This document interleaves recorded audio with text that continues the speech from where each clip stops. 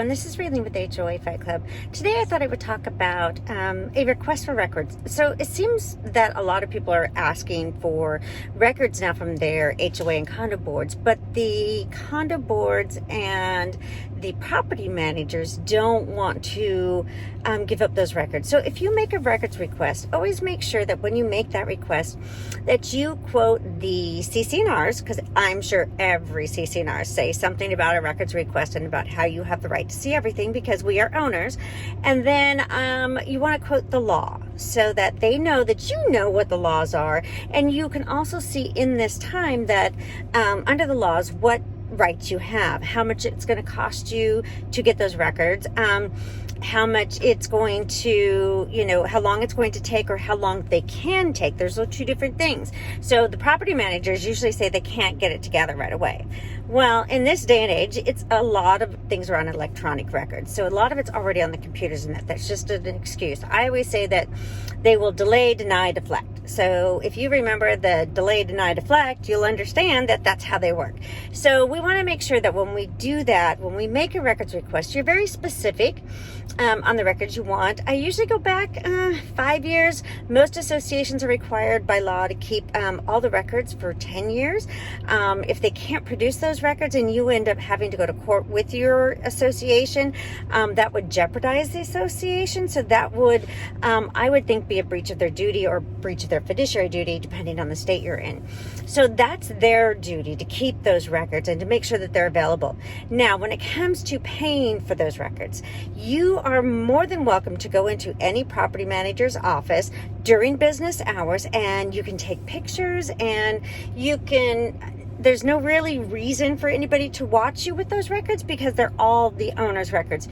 The only records that shouldn't be in those boxes is the records for executive meetings. Now, when I went through the records of my association, all the executive meeting minutes and everything was in those boxes. So I was able to see attorney-client privilege, communications between the board and the attorney, and kind of piece everything together because of that. Now, that was an error on a part of somebody, but that's not for me to worry about. I requested the records of the association, and that's what they gave me.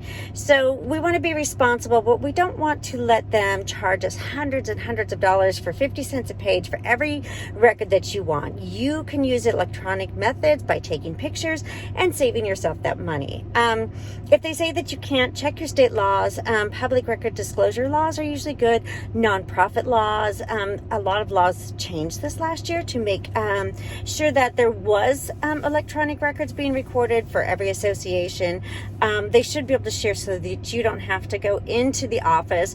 Now, if you want records that are older, you're going to probably have to go in the office, because before we had electronic records, there was nothing to do that. It would be really nice if the property managers just posted it online. They're more than capable of doing so.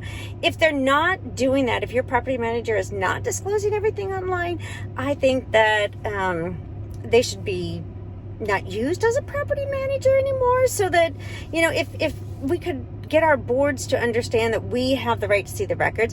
I know that the attorneys in that are advising them not to give up the records, which really confuses me, because I know that if an attorney was serving or lived in an association and they wanted copies of those records, they would get those records. So I think that them denying our right to what we own is really, really an ethical thing. So I might make a complaint there. You can't stop people from seeing what they own, to see where their money is being spent. We do have that right to know what everything's going. If your board is and your property manager is not complying with the records request, what I would do is send them another email and a certified letter, and on that email I would CC either myself or another person that can be your witness that they're not complying with the law.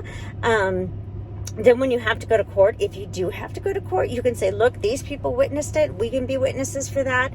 I can also, if you're in Washington State, I know that what I would do is I would CC the everybody on it, the property manager, the attorney, the insurance company, I would even CC the lobbyist for CAI, because they're supposed to be making sure that everybody's following the laws, and that's a really important law. So contact CAI in Washington. You can tell them, especially if that's a CAI certified attorney or property manager, make the complaint to CAI and make them follow up with those people, because those are the ones, CAI is who's training the property managers and the attorneys and that. So we want to make sure that, and they're training the boards, we want to make sure that they're on the right track. So if you notice that a representative is not on target, then you want to make sure that you make a complaint. And don't just, have yourself on that complaint. CC that complaint to somebody else, like me or the Attorney General's office or a legislator you might know,